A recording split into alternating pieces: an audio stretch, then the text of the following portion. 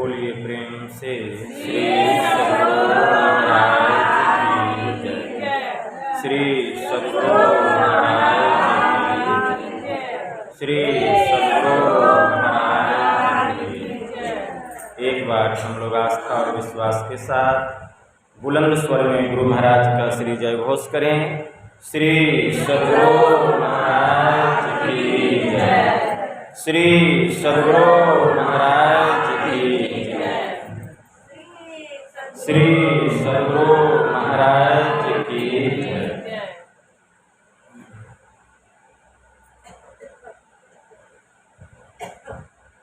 नमामि अमित ज्ञान रूपं कृपालं अगम दाता सुबुद्धिनिधि विशालम् क्षमाशीलयति धीर गंभीर ज्ञानम् धर्मकील गृहधीर समधीर ध्यानम् जगत त्राणकारी आघारी उदारम्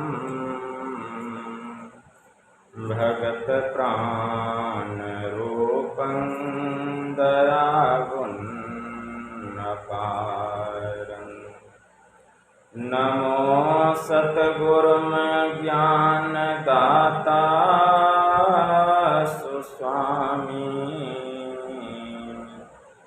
नमामि नमामि नमामि नमामि नमामि नमामि नमामि नमामि। महाराज सद्गुरु है राजन को राजा है जिनकी कृपा से सर्व काजा भने में ही सोई परम गुरु नमामि नमामि नमामि नमामि नमामि नमामि नमामि नमामि। श्री सद्गुरु महाराज की जय।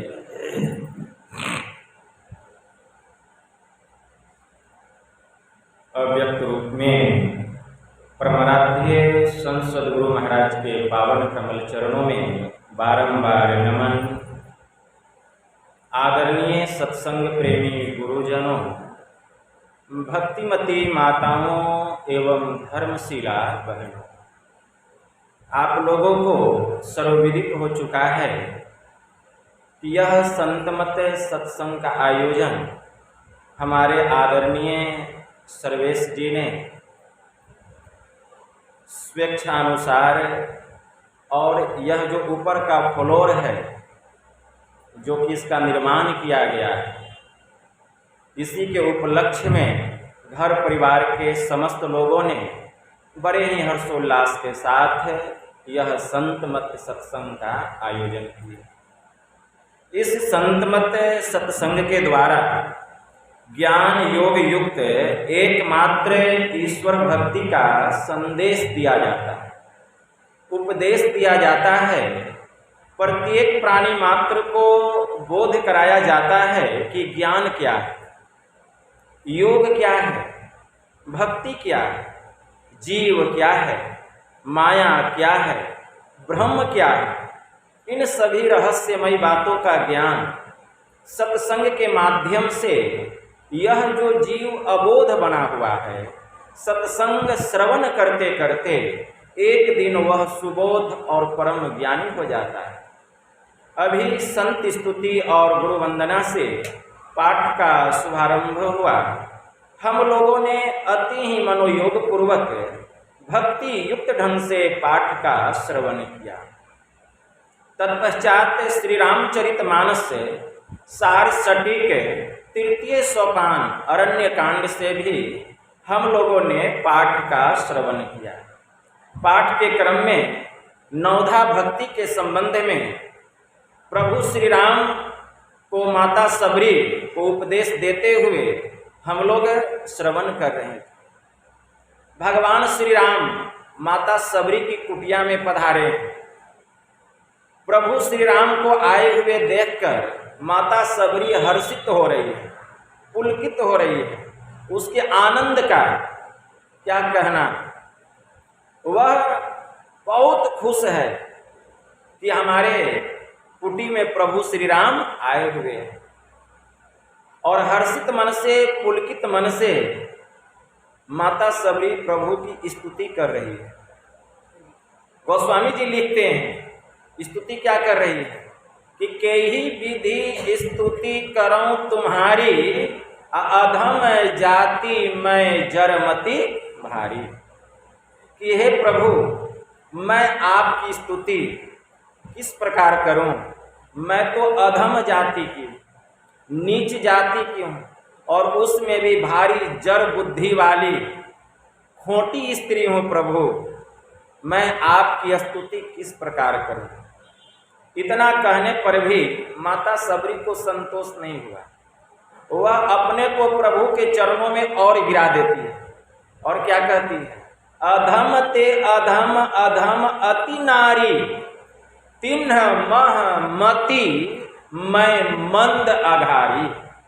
हे पाप के शत्रु, जो स्त्रियों में नीच जाति की स्त्री होती है, अब उस नीच जाति में भी जो सबसे नीच जाति की स्त्री होती है, हे प्रभु, मैं वही पापिनी नारी हूँ, वही पापिनी स्त्री हूँ। मैं आपकी स्तुति किस प्रकार करूँ? देखिए माता सबरी के अंदर में कितनी सरलता थी, कितना प्रेम था, प्रभु के प्रति कितनी भक्ति थी।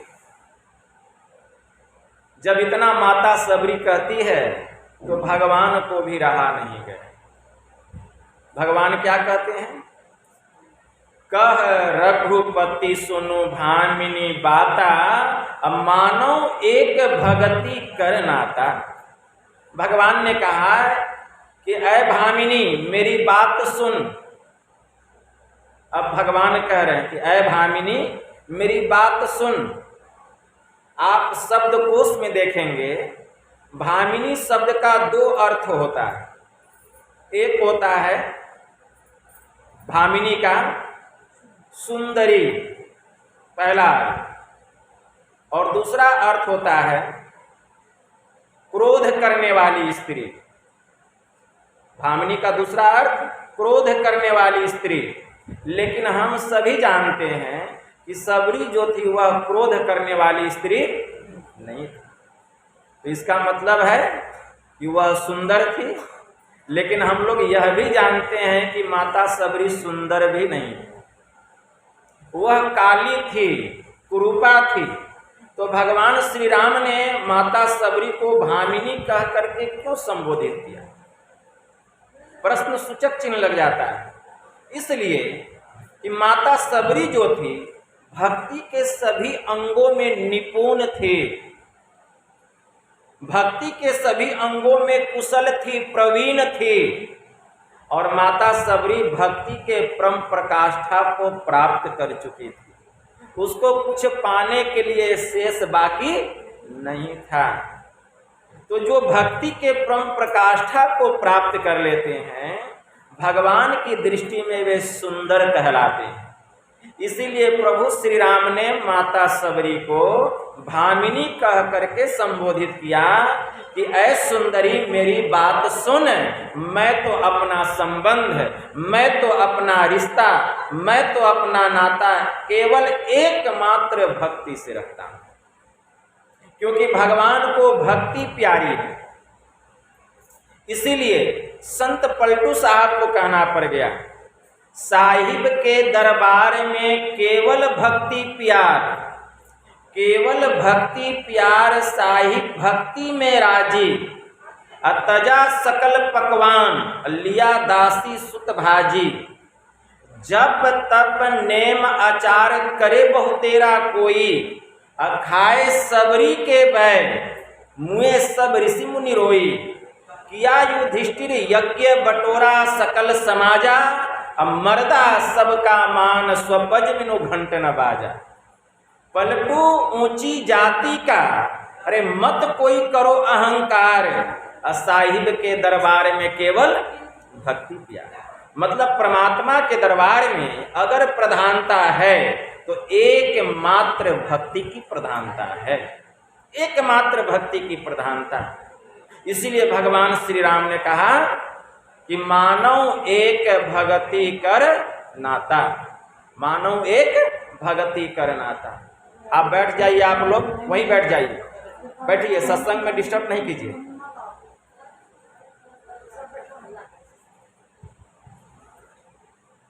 श्री सद्गुरु महाराज की जय। तो मानव एक भक्ति करनाता, मैं अपना रिश्ता एकमात्र भक्ति से रखता हूं। भगवान ने आगे भी कहा, क्या कहते हैं? भगवान श्री राम कहते हैं, जाति पाति कुल धर्म बराई, धन बल परिजन गुण चतुराई, अब भगति हीन नर सोहै कैसा, अब बिनु जल बारिद देखिए जैसा। भगवान ने कहा अगर मनुष्य जाति में सबसे श्रेष्ठ हो, ऊंची जाति का हो, उसका कुल खानदान बड़ा धनवान हो, रूपवान हो, चतुरवान हो, गुणवान हो, ऐश्वर्यवान हो, वह धर्म में रत रहने वाला धर्मात्मा क्यों न हो, इतना सब कुछ हो, लेकिन अगर वह भक्ति से हीन हो तो जानती हो वह मुझे देखने में कैसा लगता है? जल विहीन बादल के जैसा। आकाश में बादल तो है, लेकिन उस बादल में एक बूंद भी जल नहीं है, केवल देखने में ही बड़ा चमकीला है, चमकदार है। अर्थात वह उसी बादल के जैसा मुझे देखने में शोभाहीन लगता है।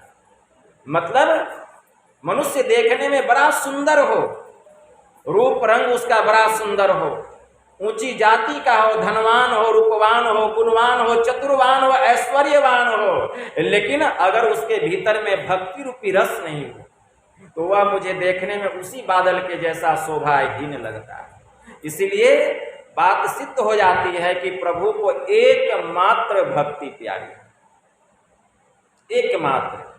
काकभुसुंडी जी महाराज ने पक्षीराज गरुड़ से कहा था, राकापति षोडश उगहि तारा गण समुदाय, एते गृणः दबलाइए बिनु रविराति न जाए, ऐसे ही हरि भजन खगेसा मिटहि न जीवन केर कलेसा। अगर रात्रि में 16 कलाओं से युक्त होकर के 16 पूर्णिमा का चांद निकल जाए, वह रात कैसा होगा? जगमग करने लग जाएगा। तो इतना प्रकाश होने पर भी राकापति षोडश हो गई, तारा गण समुदाय, तारों के जितने झुंड हैं सब निकल जाए आकाश में। इतना ही नहीं, जंगल में जितनी लकड़ियां हैं उसमें आग लगा दिया जाए, जितने पर्वत पहाड़ हैं सब में आग लगा दिया जाए। कितना प्रकाश होगा? इतना प्रकाश होने पर भी जब तक सूर्य का उदय नहीं होता है रात्रि का अंत नहीं होता, रात्रि का अंत नहीं होता। सकल गृणः दबलाइए बिनु रविराति न जाए। ठीक उसी प्रकार ऐसे ही हरि भजन खगेसा मिटहि न जीवन केर कलेसा। इस संसार में सुख के लिए तमाम भौतिक साधन हमारे पास उपलब्ध हो जाए, एयर कंडीशन कार हो, घर में फ्रिज हो, कूलर हो, टाइल्स मार्बल लगा हुआ मकान हो, ऐसो आराम का सब सामान हो, इतना सब कुछ होने पर भी अगर हमारे हृदय में प्रभु के प्रति प्रेम नहीं है, अगर भक्ति नहीं है तो सब कुछ बेकार है। सुख मिलने वाला, सुख तब ही मिलेगा जबकि हम ईश्वर की भक्ति करें। क्यों? क्योंकि प्रभु को भक्ति ही प्यारी है। इसलिए भगवान श्री राम कह रहे हैं कि ऐ सबरी, अब मैं तुमसे 9 प्रकार की भक्ति कहता हूं कि नवधा भगति कहूं तो ही पाही, असावधान सुनो अधरु मन माही। मैं तुमसे 9 प्रकार की भक्ति कहता हूं और तुम सावधान होकर के सुनो और सुन करके उसको अपने हृदय में धारण करो। प्रभु धारण करने के लिए कह रहे हैं, लेकिन सुनना कैसे है? सावधान होकर के, शरीर में हिल डोल नहीं होना चाहिए। भगवान श्री राम ने क्या कहा? 9 प्रकार की भक्ति में भगवान ने प्रथम भक्ति कही कि प्रथम भक्ति संतन कर संगा। मेरी पहली भक्ति है संतों की संगति करना, संतों की संगति करना, क्योंकि संगत से ही सुख मिलता है।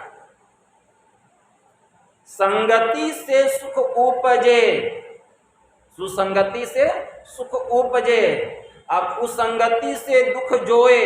कहे कबीर तह जाइए, साधु संग जह होए। जहां संतों की संगति हो, जहां सज्जनों की संगति हो, उस स्थान पर जाना चाहिए। इसलिए प्रथम भक्ति संतन कर संगा।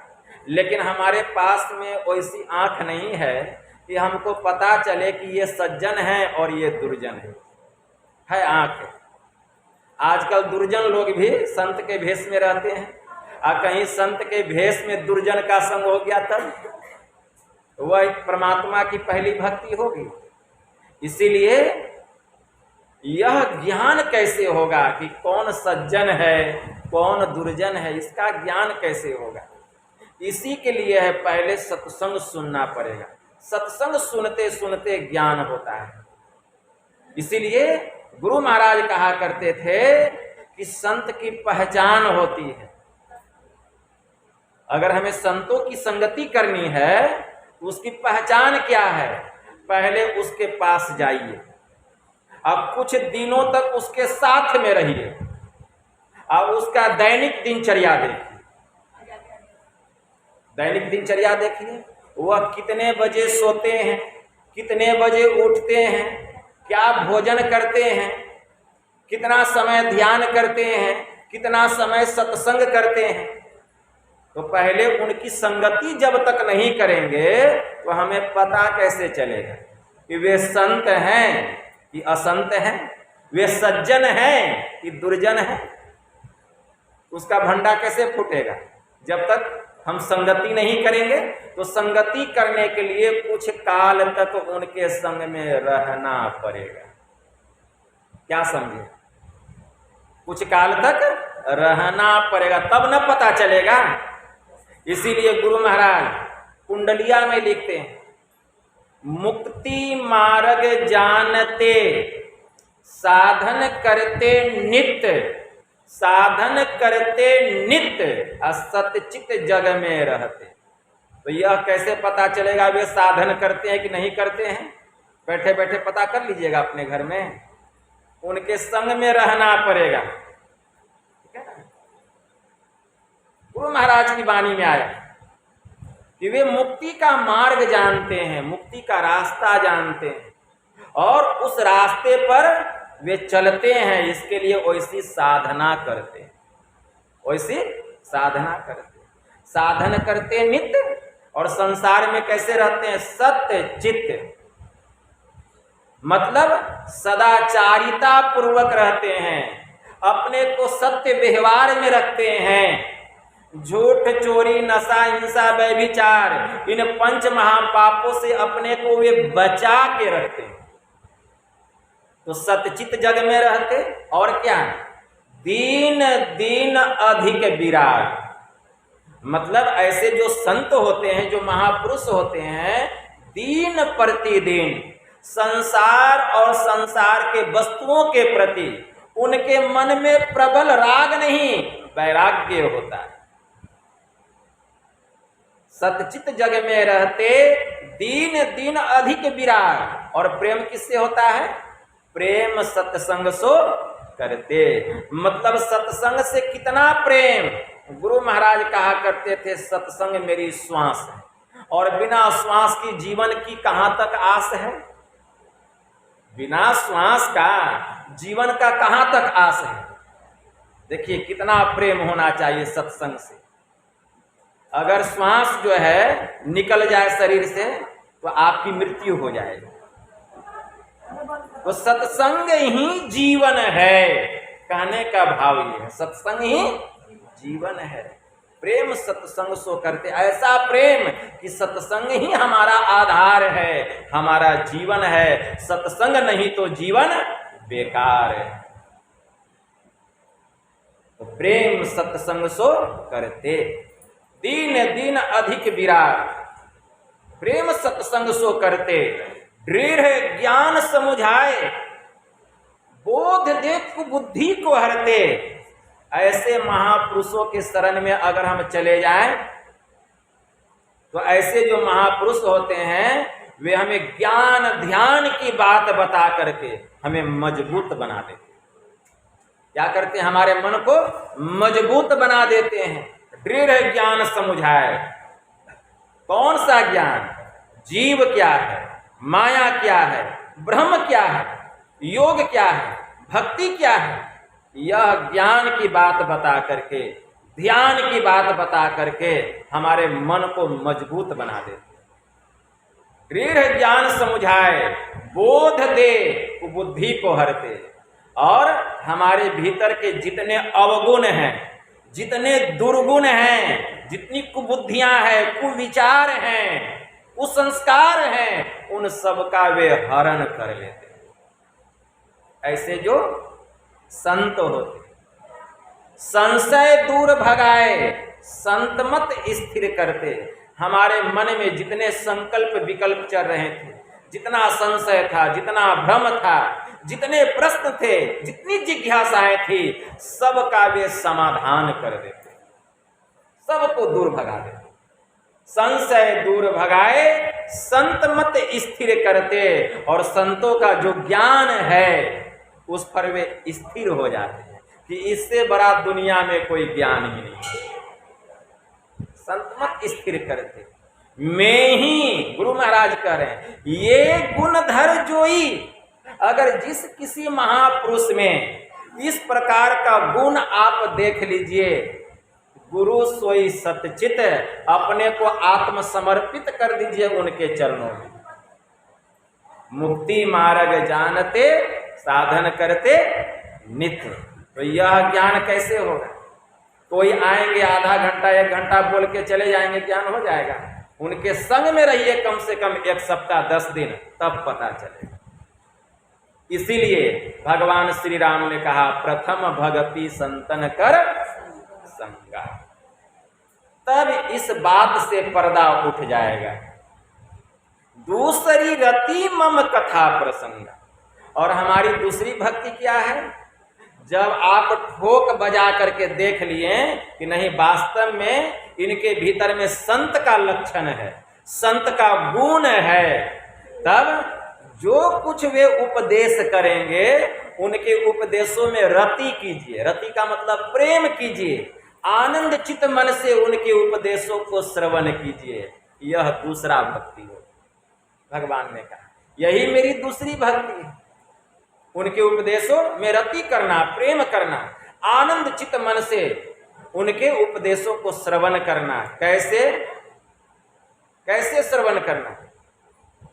तो गोस्वामी जी ने लिखा, सुनी समुझही जन मुदित मन, मज्जही अति अनुराग, लहही चारी फल अछत तनु, असाधु समाजो प्रयाग।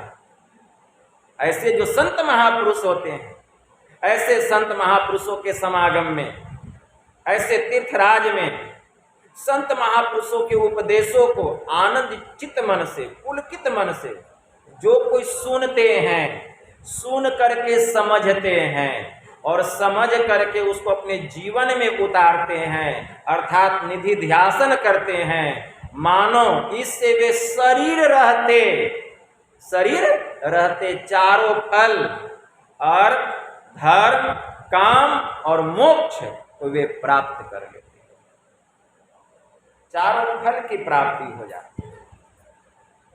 तो दूसरी रति मम कथा प्रसंगा। भगवान श्री राम माता सबरी से कह रहे, गुरु पद पंकज सेवा तीसरी भगति अमान।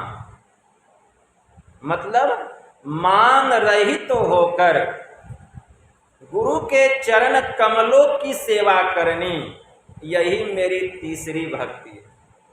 मान रहित, मान सम्मान से रहित होकर। भगवान श्री राम ने भी भरत जी से कहा कि हे भाई भरत, संत कैसे होते हैं? सब ही मान प्रद आप अमानी, भरत प्राण सम ममते प्राण। हे भाई भरत, ऐसे जो महापुरुष होते हैं वे सबको मान देने वाले, सबको सम्मान देने वाले, स्वयं मान सम्मान से रहित होते हैं, वे मुझे प्राण के समान प्यारे। भगवान श्री राम यहां भी माता सबरी को वही बात कह रहे हैं कि गुरु पद पंकज सेवा तीसरी भगति अमान। मतलब मान रहित तो हो करके गुरु के चरण कमलों की सेवा करनी, यही मेरी तीसरी भक्ति। मान रहित तो हो करके गुरु की सेवा कीजिए, मान सम्मान को मिटा करके।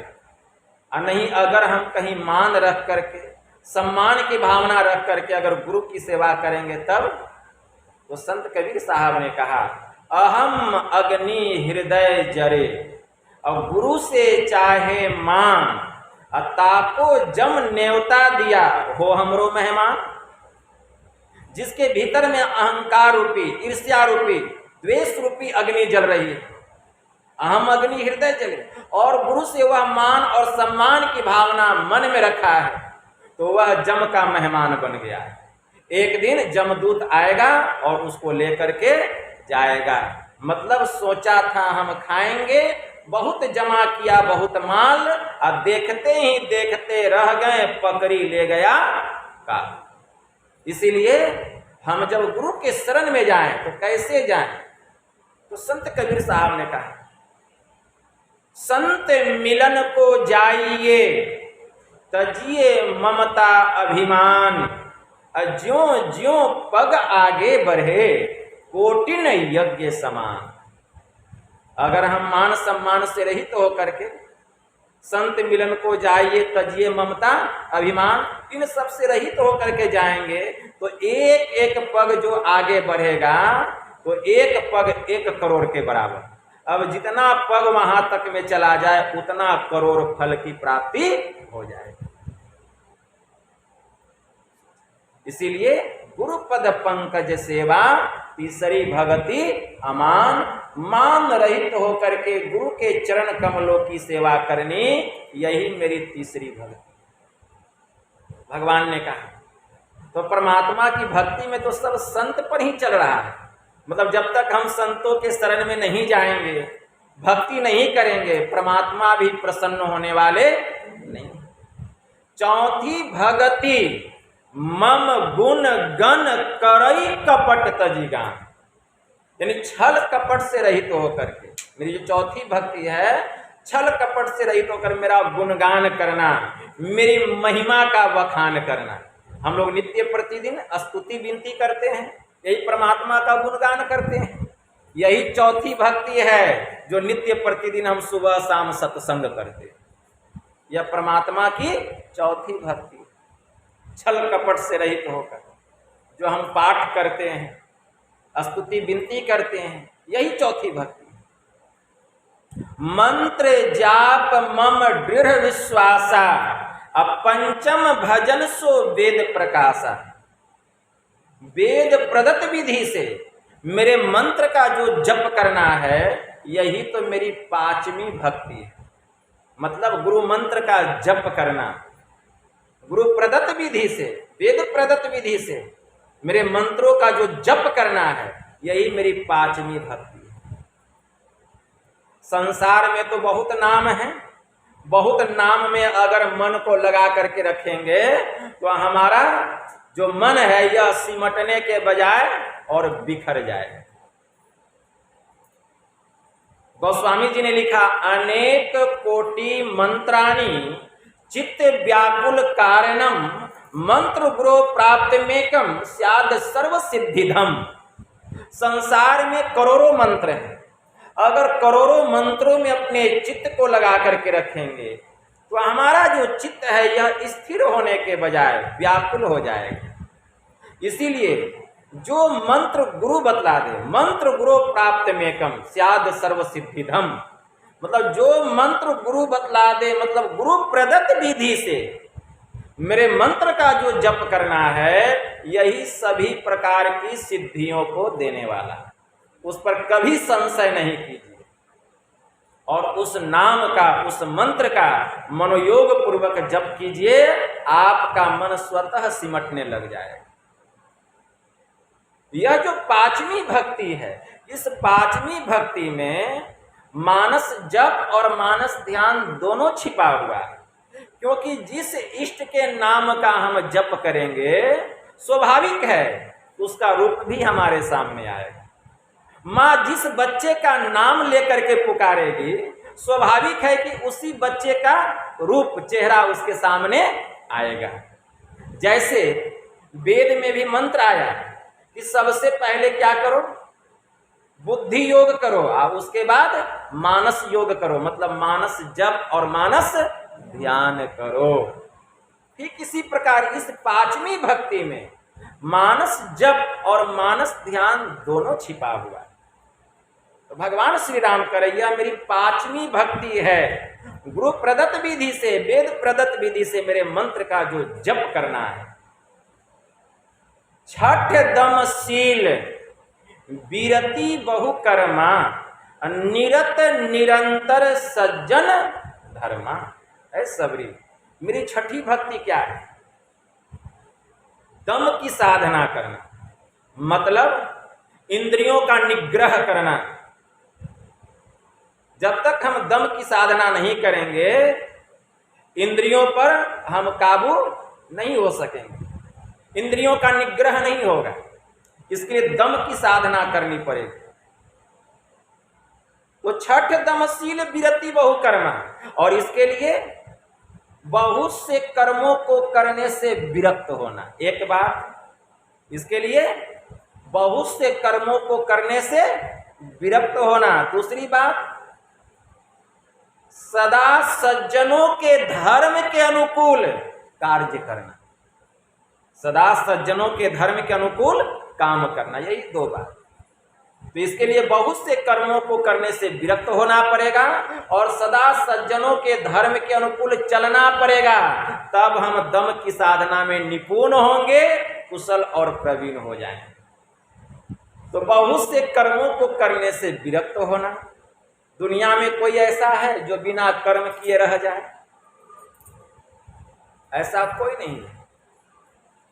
जब तक हम कर्म नहीं करेंगे हमसे धर्म होगा? धर्म भी नहीं होगा।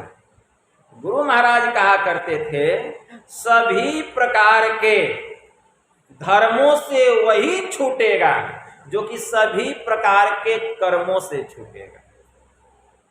सभी प्रकार के धर्मों से वही छूटेगा जो कि सभी प्रकार के कर्मों से छूटेगा, क्योंकि कर्म करने से ही धर्म होता है, कर्म करने से ही धर्म होता है। और हम कर्म कब करते हैं? हम कर्म तब करते हैं जबकि शरीर और इंद्रियों की घाटों में चेतन की धाराएं पसरी हुई रहती हैं, तब हम शरीर और इंद्रियों के माध्यम से कर्म करते हैं। अभी हमारे शरीर और इंद्रियों की घाटों में चेतन की धाराएं पसरी हुई है, तो आंख से देख रहे हैं, कान से सुन रहे हैं, मुंह से बोल रहे हैं। अगर हम चाहते हैं कि शरीर और इंद्रियों से कर्म नहीं हो, इसके लिए क्या उपाय है? इसके लिए एक ही उपाय है, शरीर और इंद्रियों की घाटों से चेतन की धाराएं को समेट करके उसको एक स्थान पर स्थिर करना पड़ेगा। एक स्थान मतलब जहां इसका केंद्र है, जहां इसका केंद्र है, जहां से चेतन की धाराएं शरीर और इंद्रियों की घाटों में आकर के पसर गई है, फिर इसको समेट करके उसी केंद्र पर केंद्रित करना पड़ेगा। मतलब बहिर्मुख से अंतर्मुख होना पड़ेगा। कहने का भाव बहिर्मुख से अंतर्मुख होना पड़ेगा। और वह केंद्र कहां है? वह केंद्र कहां है? यह पते की बात है। यही ब्रह्म विद्या है। इसी को ब्रह्म विद्या कहा गया। जो पूर्ण संत होते हैं, जो सद्गुरु होते हैं, वही इस विद्या को बतलाते हैं कि वह केंद्र कहां है, कहां पर इसको स्थिर करना पड़ेगा। और हम लोगों को पता है, क्योंकि हमारे गुरु महाराज पूर्ण संत सद्गुरु हैं, और जिनको दीक्षा देने का अधिकार मिल गया है वे भी हमारे सहायक गुरु होते हैं। लेकिन संत सद्गुरु दीक्षा कोई भी दे, वे हमारे गुरु नहीं। गुरु केवल महर्षि में ही परमहंस जी महाराज हैं। इस बात को जीवन में उतार लीजिए। अगर किन्हीं के मन में कुछ होता है, बहुत जगह मैं जाता हूं तो बहुत लोग कहते हैं बाबा हमारे गुरु ये हैं, जो दीक्षा देते हैं उनका नाम बता देते हैं, हमारे गुरु वही हैं। अरे वे गुरु नहीं है, गुरु तो सबके महर्षि में ही परमहंस जी महाराज। जब मैं महर्षि संतसेवी परमहंस जी महाराज से दीक्षा लेने गया था तो महर्षि संतसेवी परमहंस जी महाराज कहने की कृपा किए कि देखिए जीवन में कभी हमको गुरु नहीं मानिएगा, जाइए आपके गुरु महर्षि में ही परमहंस। तो मैं उनका बात मानूंगा कि औरों का बात मानूंगा?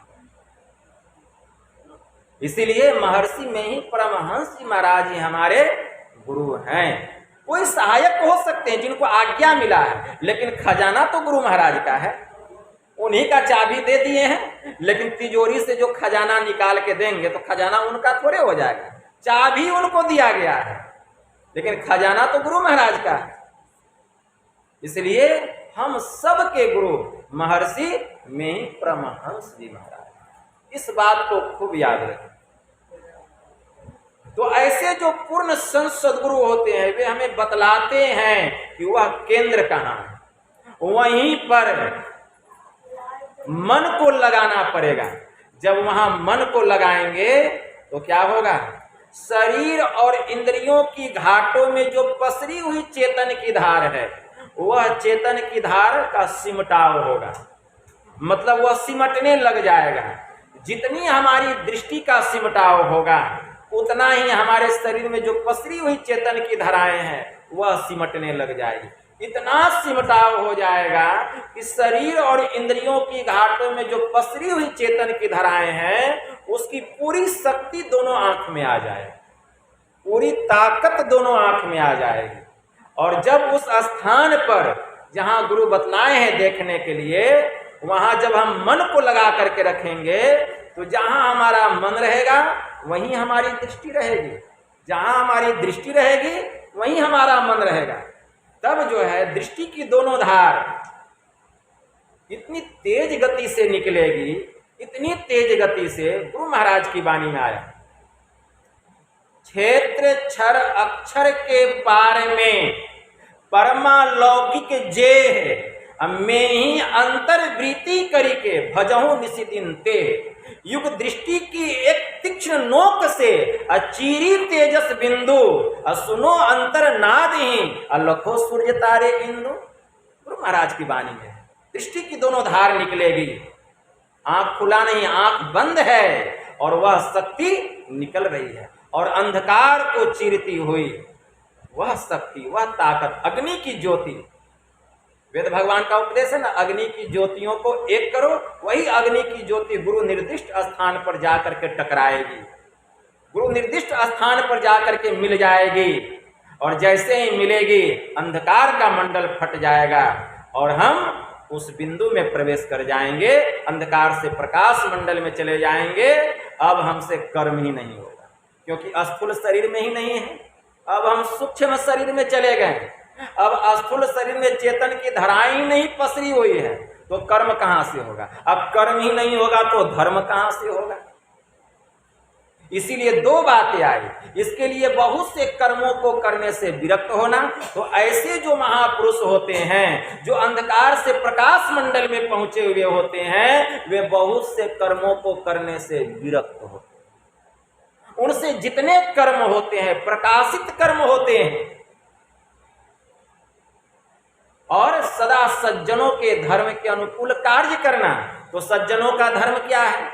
झूठ, चोरी, नशा, हिंसा, व्यभिचार, इन पंच महापापों से वे बचे हुए रहते हैं। तो जो महापुरुष अंधकार से प्रकाश मंडल में चले गए हैं, वे सज्जनों के धर्म के अनुकूल चलते हैं। उनसे झूठ, चोरी, नशा, हिंसा, व्यभिचार नहीं होता है। यही मेरी छठी भक्ति। वह दम की साधना में कुशल हो जाता है, निपुण हो जाता है, प्रांगत हो जाता है। यह मेरी छठी भक्ति। इंद्रियों का निग्रह हो गया, मन उसके बस में हो जाता है। वह मन के वशीभूत नहीं होता, बल्कि मन उसके बस में होता है। और जैसे ही वह प्रकाश मंडल में जाता है, सूक्ष्म मंडल में, वहां अनहद प्रकार की ध्वनि होती है, और उस ध्वनि में उसकी सूरत लग जाती है। नाद बिंदु उपनिषद में एक मंत्र आया, मनोमत गजेंद्रस्य विश्व ध्यान चारिणः नियमान समर्थो अयंग नीनांदो निस्तांकुश। जैसे गजराज कदली वन में जाता है, वहां के पेड़ पौधों को तोड़ता है, मचोड़ता है, लेकिन जब महावत आता है उसको अंकुश लगाता है। हाथी 4 कदम पीछे हटता है और पूर्ण रूपेण बस में हो जाता है। उसी प्रकार हमारा जो यह मन है, यही गजराज है, यही हाथी है। और हमारा मन रूपी जो गजराज है, यह संसार के विषय वाटिका में विचरण कर रहा है, कभी रूप में, कभी रस में, कभी गंध में, कभी स्पर्श में, और कभी शब्द में। लेकिन जब इस मन रूपी हाथी को जैसे ही यह बिंदु रूपी द्वार में प्रवेश करता है और अंधकार से प्रकाश मंडल में जाता है यह मन, तब जो है शब्द रूपी अंकुश का सहारा मिलता है, शब्द रूपी अंकुश लगता है। नियमान समर्थो अयंग नीनांदो निस्तांकुश है, नाद का अवलंब मिलता है, और यह नाद मन पर अंकुश के जैसा काम करता है, मन रूपी गजराज पर, और यह मन पूर्ण रूपेण बस में हो जाता है। नाद बिंदु उपनिषद में एक दूसरा मंत्र आया। नाद बिंदु उपनिषद कहता है कि यह जो मन है, यह चंचल घोड़े के भी समान है। यह जो मन है, यह मधुमक्खी के समान भी है। लेकिन जैसे ही इस मन को भीतर में नाद का अवलंब मिलता है, यह अपनी चंचल प्रवृत्ति को त्याग देता है और भीतर के नाद के मिठास के वशीभूत हो जाता है। फिर यह बाहरी विषय का चिंतन नहीं करता है। मकरंदम पिबन भृंगो गंधा नन्नापेक्षते यथा नादा सक्तम सदाचितम विषयम न ही कांक्षति बद्ध सुनाद गंधेन सद्य संत्यक चापल। जैसे भंवरा फूलों की केसर को लेता हुआ उसकी सुगंधी की चाहना नहीं करता, ठीक उसी प्रकार जिसका मन भीतर के नाद में लग जाता है, फिर वह संसार के विषयों की चाहना नहीं करता, क्योंकि उसका जो चंचल मन है वह मान चुका है, वह बहिर्मुख से अंतर्मुख हो चुका है। वह फिर संसार और संसार के जाल में फंसने वाला नहीं है, उसका मन पूर्ण रूपेण बस में हो गया। और भगवान महायोगेश्वर श्री कृष्ण से भी अर्जुन ने ठीक यही प्रश्न किया था कि चंचलम ही मनः कृष्णा परमाथि बल्लौढिरम तस्याहम निग्रहम मन्ये वायोरी सुदुष्करम। कि हे केशव, यह मन बड़ा ही चंचल है। हे प्रभु, यह मनुष्य को मथ डालता है। जैसे हवा को मुट्ठी में कैद करना बड़ा ही कठिन है, उसी प्रकार इस मन को बस में करना बड़ा ही दुष्कर है।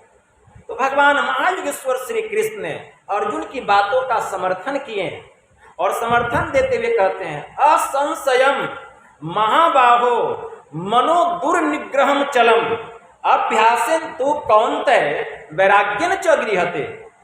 कि हे महाबाहु अर्जुन, इसमें संशय नहीं अवश्य ही यह मन बड़ा ही चंचल है, बड़ा ही चलायमान है। एक क्षण में यह मन कहां से कहां चला जाए, क्या से क्या करा दे, कहा नहीं जा सकता। संत पलटू साहब की वाणी में आया, मन नहीं पकड़ा जाए बहादुर जवान है, करत रहे खुरखंड बड़ा शैतान है, ऐसा यार हरि बसे इस हलक में, अरे हारे पलटू उड़ता कोस हजार पंख बिनु पलक में।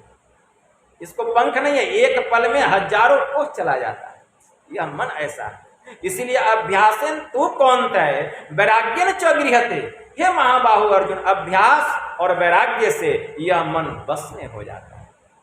भगवान ने कहा अभ्यास और वैराग्य से, लेकिन हमें मन में विचारना पड़ेगा किसका अभ्यास करें कि हमारे मन में वैराग्य हो जाए। तो भगवान ने इसका जवाब दिया। मुक्ति को उपनिषद में भगवान श्री राम ने हनुमान जी से कहा, एक तत्वा भीड़ाभ्यासम ध्यावनम बीतम मन, कि हे हनुमान, जब तक यह मन पूर्ण रूपेण बस में न हो जाए, तुम एक तत्व का अभ्यास करो। वह एक तत्व क्या है? परम बिंदु, जिसका बांट नहीं किया जा सकता, जिसका भाग नहीं किया जा सकता, उसी का नाम है ज्योतिर्मय बिंदु। ज्योतिर्मय बिंदु, जो बिंदु ध्यान करता है, ध्यान करके जो अंधकार से प्रकाश मंडल में जाता है, उसका मन पूर्ण रूपेण बस में हो जाता है। जैसे सांप बाहर में बड़ा टेढ़ा मेढ़ा चलता है, लेकिन जैसे ही बिल में घुसने लगता है, लाठी के जैसा सीधा हो जाता है। उसी प्रकार यह मन सांप के जैसा है, बाहर में संसार में बड़ा टेढ़ा मेढ़ा चलता है, लेकिन जैसे ही आज्ञा चक्र 10वें द्वार में प्रवेश करता है, यह लाठी के जैसा सीधा हो जाता है। यही एक उपाय है मन को बस में करने का, और कोई दूसरा उपाय। तो छठ दमशील विरति बहुकर्मा, निरत निरंतर सज्जन धर्मा।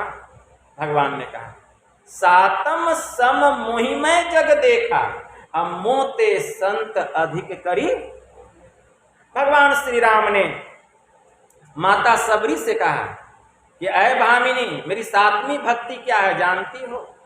संसार में जितना भी रूप है, संसार में जितना भी रूप है, सब रूपों में मेरे स्वरूप को देखना। आप लोग देख रहे हैं सब रूप में ब्रह्म का स्वरूप। जिस दिन देखने लग जाइएगा, समझ जाइए सातवीं भक्ति में आप निपुण हो गए।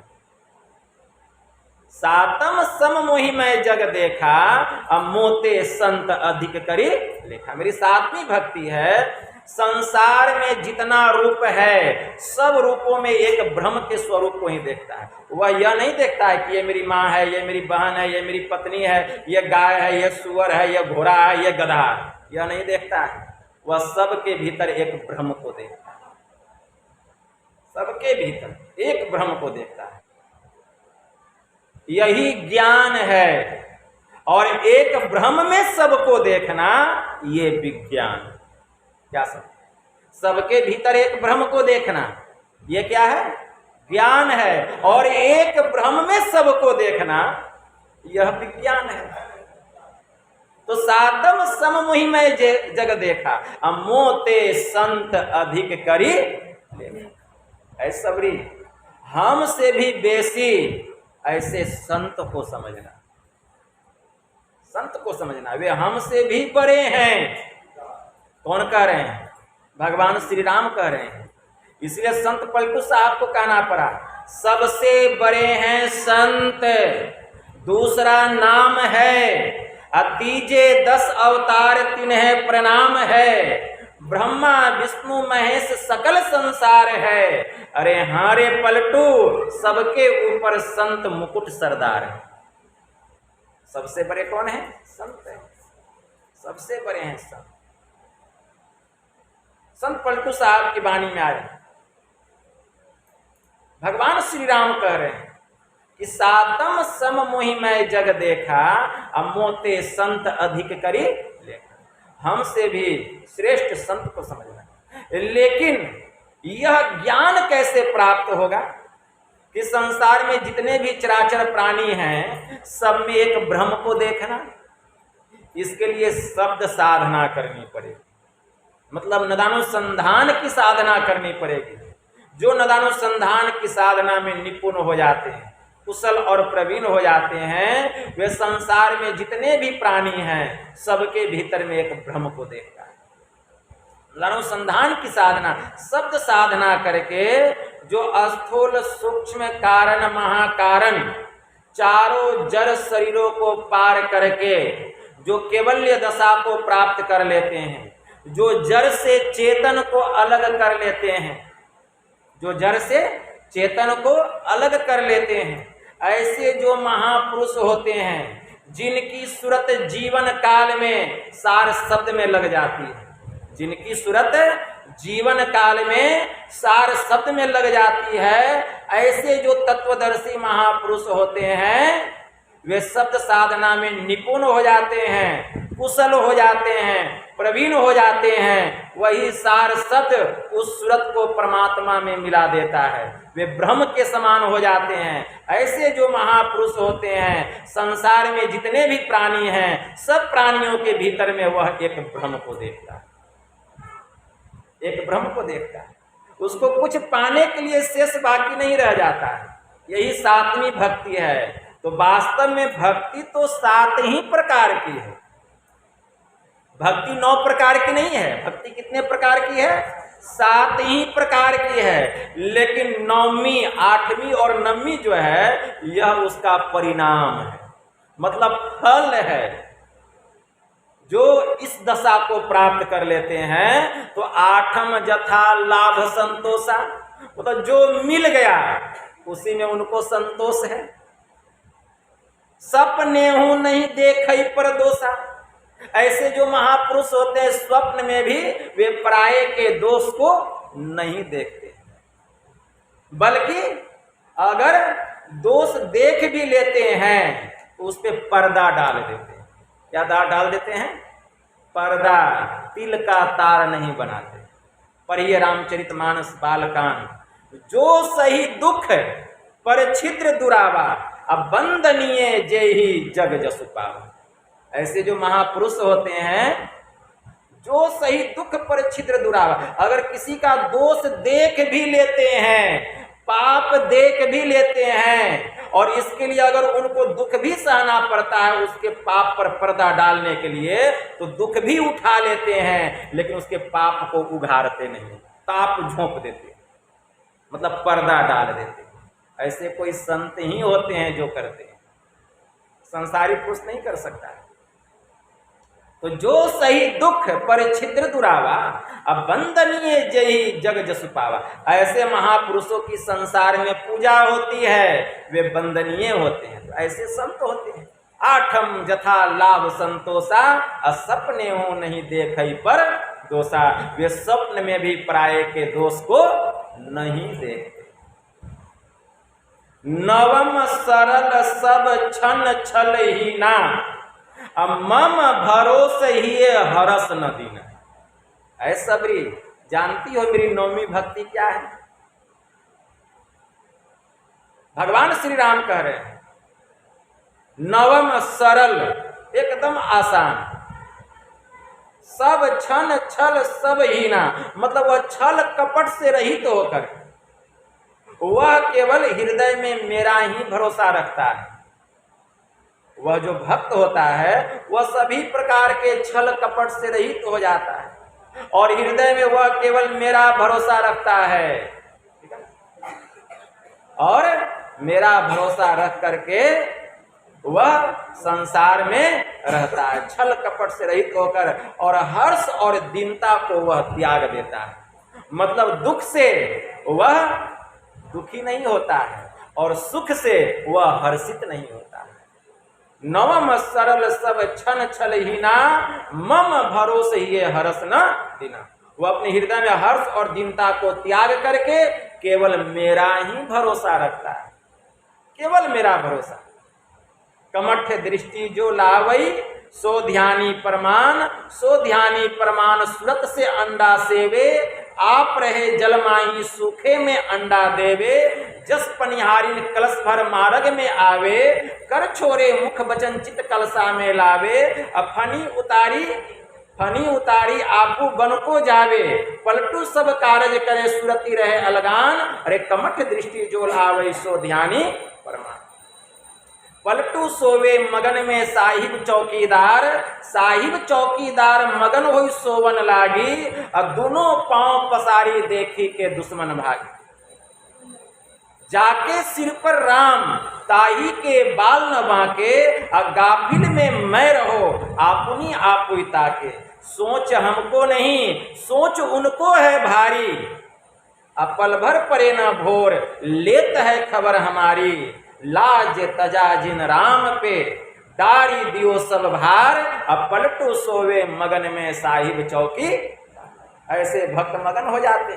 नवम सरल सब छन छल ही ना, अब मम भरोसे ही हरस न दीना। वह हर्ष और दीनता को त्याग देता है, केवल मेरा ही उसको भरोसा होता है। यही मेरी नौमी भक्ति।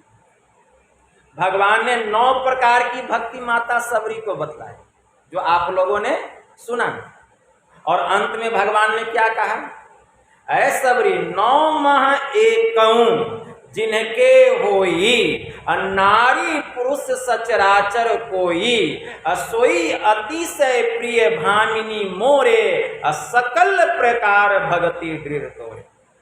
ऐ सबरी मैंने तुझे 9 प्रकार की भक्ति बतलाई। अगर 9 प्रकार की भक्ति में कोई एक भी प्रकार की भक्ति करता हो, चाहे वह नर हो नारी हो या नपुंसक ही क्यों ना हो, तो ऐ भामिनी वह मुझे अतिशय प्यारा है।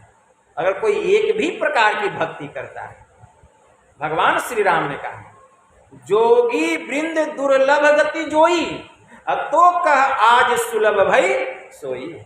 ऐ सबरी जोगियों को जो गति हजारों हजार वर्ष तप करने पर भी नहीं मिलता है, आज वह गति तुझे प्राप्त हो। जोगियों को जो दुर्लभ गति है वह गति आज तुझे प्राप्त हो गई। क्या? मम दर्शन फल परम अनुपा, जीव पावई निज सहज स्वरूपा। कि मेरे दर्शन का अनुपम फल, उपमा रहित फल यह है कि जीव अपने सहज स्वरूप को, आत्म स्वरूप को प्राप्त कर लेता है और वह मेरे समान ही हो जाता है। श्री सद्गुरु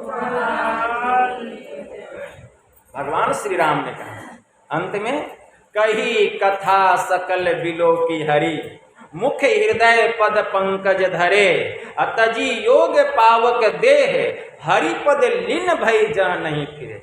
नर विविध कर्म अधर्म बहुमत शोक प्रद सब त्याग हूँ, अब विश्वास करी कह दास तुलसी, राम पद अनुराग। भगवान श्री राम के मुखारबिंद से सभी प्रकार की कथाओं को सुन करके, कौन? माता सबरी सभी प्रकार की कथाओं को, उपदेशों को सुन करके उनके मुखमंडल को निहारती हुई और उनके चरणों को अपने हृदय में रख करके माता सबरी योगा अग्नि में अपने देह का परित्याग करके हरि के उस परम पद में जाकर के समा गई, जहां से फिर वापस आना नहीं होता। हे मनुष्यों, इस संसार में बहुत कर्म धर्म पाप पुण्य अधर्म बहुत मत मतांतर हैं, इन सब में क्यों उलझे हुए हो? इन सब से अपने मन को हटाकर तुम भी माता सबरी की तरह राम के चरणों में प्रेम करो, अगर अपना परम कल्याण चाहते। तो यही भगवान श्री राम ने माता सबरी को उपदेश दिया। यही थोड़ा सा मैं आप लोगों की सेवा में कहा। बस इतना ही कहकर मैं अपनी वाणी को यहीं विराम देता हूँ और गुरु महाराज से प्रार्थना करता हूँ कि हमारी रूबी जी और इनके जो स्वामी हैं सर्वेश जी और घर परिवार के समस्त लोगों ने मिलजुल कर यह जो मकान का फिनिशिंग हुआ है, इसके प्रवेश के उपलक्ष्य में, मतलब एक गृह प्रवेश के उपलक्ष्य में स्वेच्छा अनुसार मन में यह भावना रख करके इन्होंने जो यह संत मत सत्संग का आयोजन किए हैं, तो मैं गुरु महाराज से प्रार्थना करता हूँ इस स्थान पर जो भी लोग रहें उनके भीतर में गुरु महाराज का ज्ञान प्रवेश करे, उनके अंदर में ध्यान करने की भावना हो और जो भी लोग हो उनकी उन्नति हो। हर क्षेत्र में, आध्यात्मिक क्षेत्र में भी उन्नति हो और भौतिक क्षेत्र में भी उन्नति हो और बराबर यहाँ सत्संग होता रहे। और आप लोग जो इतना कीमती समय निकाल कर आए हैं, तो सबसे बड़े पुण्य के भागी आप लोग हैं। अगर आप लोग नहीं आते तो यह ज्ञान हम किनको सुनाते। इसलिए आप लोगों के लिए गुरु महाराज से हृदय से प्रार्थना है कि आपके जीवन के जो क्लेश हैं गुरु महाराज उसका हरण करें, और आपके मन में जो कामनाएं हैं, जो चाहनाएं हैं, गुरु महाराज उसको पूरा करें और ध्यान सत्संग में आप लोगों की उन्नति हो। बोलिए प्रेम से श्री